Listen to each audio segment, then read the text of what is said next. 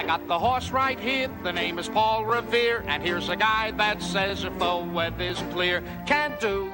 Hello, racing fans, and welcome back to another edition of Handicapper's Corner, brought to you by the Derby Bar and Grill. I'm Mike Heads, along with Drew Forster.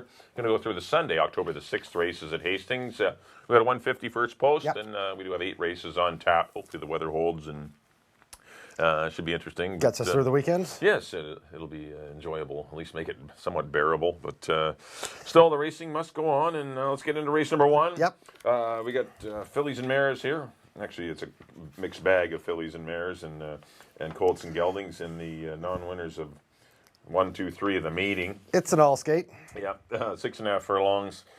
I know it's tough to get past Kelson, but I'm going to get past Kelson. Had every shot to win last time, got guzzed by Ace Deuce on the line. But just by a nose. I know, but he had an easy 2-length lead, and it's Just going by to a be nose. 3 But to 5. by Ace Deuce. He got beat by your horse. Got beat by Ace Deuce. Yes. I got to try something. I got to try Salzburg. I'm going to take the Earl Barabee runner. Has had some tough inside trip last time. Didn't like it in the slop. I don't know. I just want to try something different. The horse. He is going to be 1 to 5 or something like. He 2 was to 5. Kelson, I didn't see him being behind Kelson in that race, and I guess he. He didn't break great, but I thought he was worth following. Maybe the 46-1 work was a little too quick, and it took a little starch out of him. And maybe he'll be better with no work in between races. I'm going to hope that that's the case, and Salzburg will maybe be able to turn the tables on Kelson. And I put Instant Cash, who come running on for third last time, in the show spot. But I thought, it's tough to get by Kelson, but I'm going to try Salzburg. 3-4-2. You're taking a stand. I like it. I got the same time. I went with Kelson. Just beat a nose last time by Ace Deuce. I wish I had a better argument than what I have. I don't like 1 to 5. Yeah. I'll take Salzburg. I got Kelson on top of Salzburg. I agree. I like Salzburg too. And I threw in Halloween Queen, the Maben, Run of the Mare. Yeah. Why not? Threw in for gets in light with Bug Girl Michelle Laura, Ruben Laura's daughter. So give her a try for third. 4-3-5. On to the second. Maiden 8, 3 and up. Colts and Geldings. Field of 6, going 6.5. Tough to get by the 5. Irish Charlie. Second last time for Maiden 16 behind Reprimand. Now in for Maiden 8. He looks to be the boss. I threw in the outside. Milburn's got 2 in here. Saunders lands on this one. Got beat by a good horse, I think. Decent horse in Gate Shot last time. Battled the whole way around there. Was second by a head. Only got beat 3/4 of a length. As the favorite, he should be tough right back, though. Who did I throw in for third? I Kissed Ivy for trainer Ryan Dowd. This horse, second the day he claimed it for 4. Ran it for Maiden 25, ran third behind Fort Langley, Nice Brown Girl, and last time 4th behind Irish Charlie in that 16. In for 8 should be tough with Leary aboard. 5-6-2. Yeah, I agree with the 5 Irish Charlie. I mean, once again, it's not a horse I love, but I can see this. Where do you hang your hat in this race? It's a little difficult to get in one particular He looks corner. like the tough one, yeah. But I went Irish Charlie over the Milburn runners, the 1 You Don't Own Me and the 6 My Grand Valentine.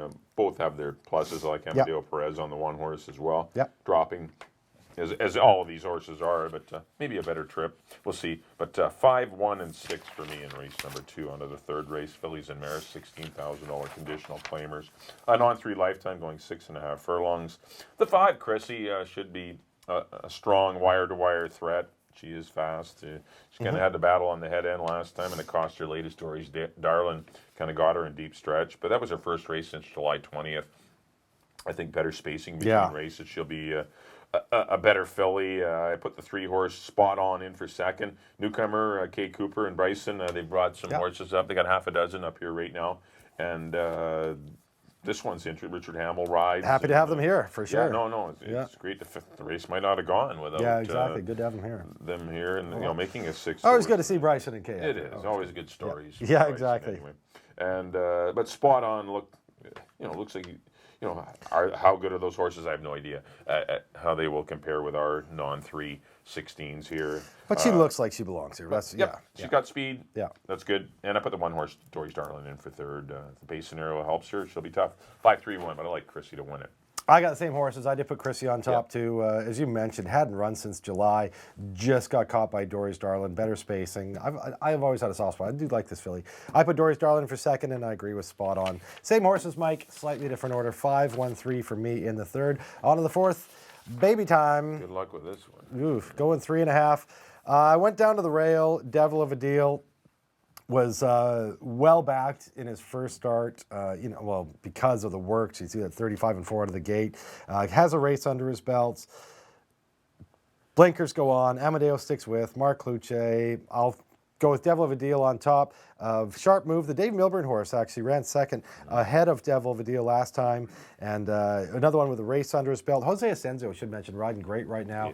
Won the last on Saturday and then won 3 in a row on Sunday. So a big weekend for him there. Sharp Move for me in second. And I threw in Avs in Command for John Morrison and James Redicop, the homebred for James. Out of Gabby Go the Other Way. Gabby got her way. Good 36-4 gate move in her latest. And John Morrison, obviously because of Here's Hannah, but having a great year, 7 for 11. 1-6-3 for me. Yeah, I have the same 3 horses. I have Devil of a Deal, Sharp Move, and Avs in Command. I think those are your 3 horses. Likely you don't need to go much farther than that. I mean, those look like the ones that you need in this particular race, but I agree with Devil of a Deal. Mark Cluche, runner, had an outside draw last time. Broke okay, but ran 3 wide the whole race, and maybe with an inside draw might get the job done. Maybe it was only a neck in between Devil of a Deal and Sharp Move last time, so there's nothing between the 1 and 6. Yeah, that can go either way. And I agree with the 3 is interesting for John Morrison and Richard Hamill and James Redicop, Avs in Command. Well, 1, 6, and 3. I agree with Drew. On to the 5th race, $4,000 fillies and mares, non-3 lifetime, going 6 1/2 furlongs. There's a ton of speed in here. Miss Viola's got to go. Cape Light didn't break last time, but has speed. Harlan's Angel's fast, and so is Playgirl Pixie. This must play into the hands of the 4 Bamboo 11. Yeah. I would think. Didn't got the 22-4, 47 flat last time, and just couldn't catch her stablemate GMT Baby, but I know running back in a week, but this is a lot easier race for pace, and should get a good trip. Sit last, make 1 run, and Bamboo 11 could get the money. Put the 6 horse Harlan's Angel. I was between the 6 and 2 for second, but I put Harlan's Angel in for second with Jose Asensio and the 2 Ms. Viola with Hamill. Those 2 mares both ran good fillies, both ran good races last time, and if they can avoid pace duels, can win the race. But if they both have similar running styles, then there's others in the race with similar running styles, which may make things a little difficult for them to win. But I still like them to be on the board. But I went Bamboo 11. I went 4-6-2. I don't know much to add. I put Miss Viola on top just because she keeps knocking on the door. I keep picking her, and she keeps running second. And one of these days she's going to break through, and I don't want to be out in the cold. So Miss Viola, I agree. The race sets up great for Bamboo 11, who's coming out of an 8-3 into a 4-3. She's super tough in here. And Harlan's Angel, another one that just missed last time behind a well-met Sweet 16. 2-4-6 for me. Same horses as Mike. Little bit different order. On to the 6 fillies and mares, 4-2, going a mile and another 16. delightful race. This one, wowzer, tough to like anybody. I mean, the morning line favorite is like 9-2, 4-1. It's that kind of race. Just try or exactor, you've earned it. You've done. It will pay well, and there have been good prices. You look last weekend with that Gotcha Clint Wilson's horse, and finally David, Gotcha. Finally Gotcha, and Doobie. That was a $15,000 try. I didn't have it. I went just because she's coming off a win. Dawn's Morning, Phil Hall, 38% first off the claim. That's as good a reason for me as any to pick a horse in here. Dawn's Morning for me, I put the 8 on top of the 4. Aspired for Robbie Anderson, just missed behind Playgirl Pixie last time, and I threw in Timeless Shrug. Throw out that last race. The race before that, second behind She's Wicked Fast. She's live in here. Hamill sticks with her. 8-4-2 for me. I have the same horse, Dawn's Morning. I know the time was painfully slow, 150 3/5, but that was that September 6th, September 7th yes, weekend. That's her angle. The track was just deep and slow. You've done well with this angle. Yes, we have done well. Both of us have cashed in on horses that have look like they're very slow times, but they come back on the regular track and they run their normal time. Like that two-year-old race, that Cause and Havoc race. Everybody's 121. Oh my God! But that's horrible. All those horses are coming back. That was like a 119. Yeah, and all those horses are coming back and running big and winning. Yeah. But Dawn's Morning, you're right. Big percentage for Phil Hall off the claim. Amadeo rides, and there is some speed in the race. Why not? Let's try Dawn's Morning over the 6, Saturna, who runs good races.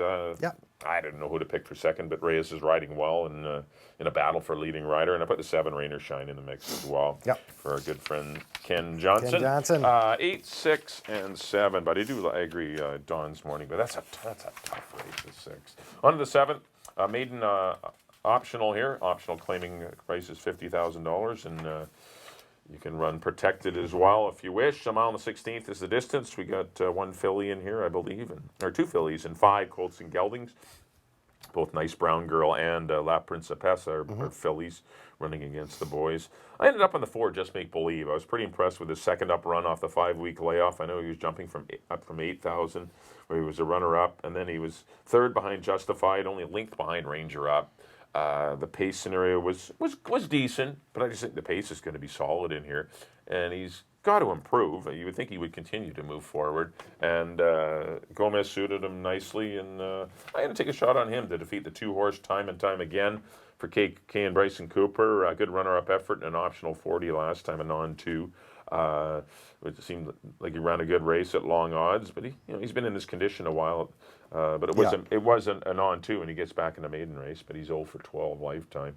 But he's interesting, and I put the 7-horse Ranger up for third. He's had some chances, but didn't get the best of trips last time. Three wide throughout much of the trip, and I just worry that may happen again. But Richard Hamill might be able to weave a little bit better trip than Enrique could last time, and avoid the Nice Brown Girl and Principessa, who both have speed, and even time and time again.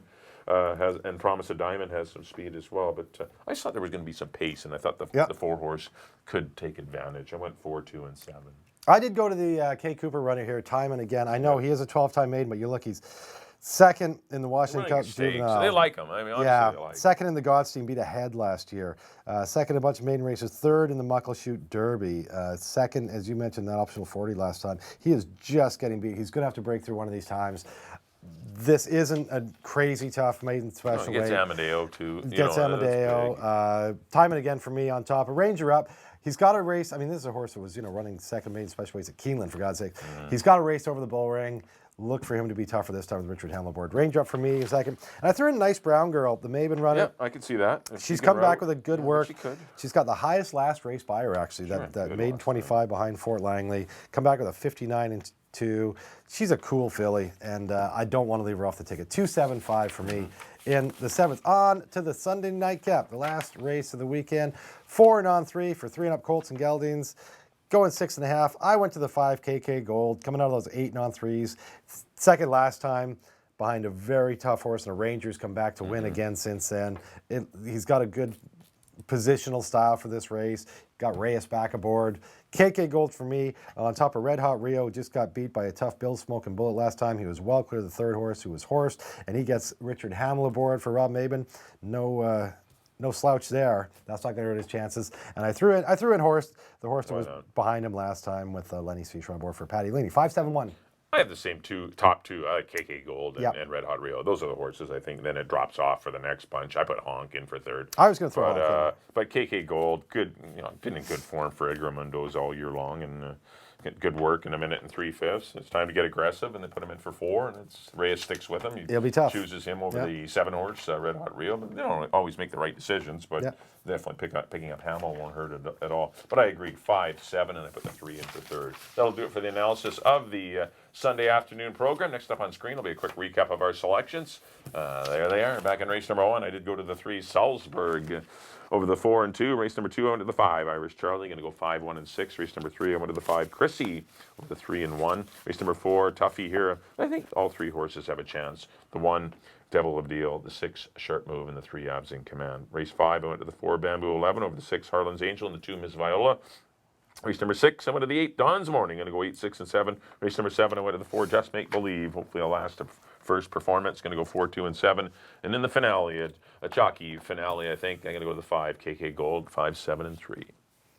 On to my picks. Back in the first, I did go to the heavy favorite, number 4, Kelson, over the 3 and the 5. The second, number 5, Irish Charlie, over the 6 and the 2. In the third, I like the 5, Chrissy, over the 1 and the 3. In the fourth, the baby race, we agree on number 1, Devil of a Deal, over the 6 and the 3. In the fifth, I went to the 2, Miss Viola, over the 4 and the 6. In the 6th, I went to the 8, Dawn's Morning, over the 4 and the 2. In the 7th, I went to the Emerald Invader, the 2, Time and Time Again, over Ranger Up and Nice Brown Girl. And in the nightcap, I agree with Mike, number 5, KK Gold, and the 7, Red Hot Reel, over the 1, Horst. All right, thanks everyone for tuning in. A quick reminder that our next live cards, so we got a little tweak in next week. We do have no live racing on Saturday, October the 12th. We'll race Sunday, October 13th. The feature race will be the $75,000 fantasy for 2-year-old fillies, going a mile and a 16th. And then on Monday, Thanksgiving Monday will be October the 14th. We'll once again have an afternoon card starting at 150, and the feature will be the $75,000 Ascot graduation for the 2-year-old colts and geldings to go a mile and a 16th. So you get to see the 2-year-olds go along for the first time, and always nice to see them in action around 3 turns here at Hastings, and you'll get to see that next weekend on Sunday and Monday. On behalf of Drew, thanks everyone for tuning in. Hopefully you've enjoyed the show. We'll see you next week here on Handicapper's Corner.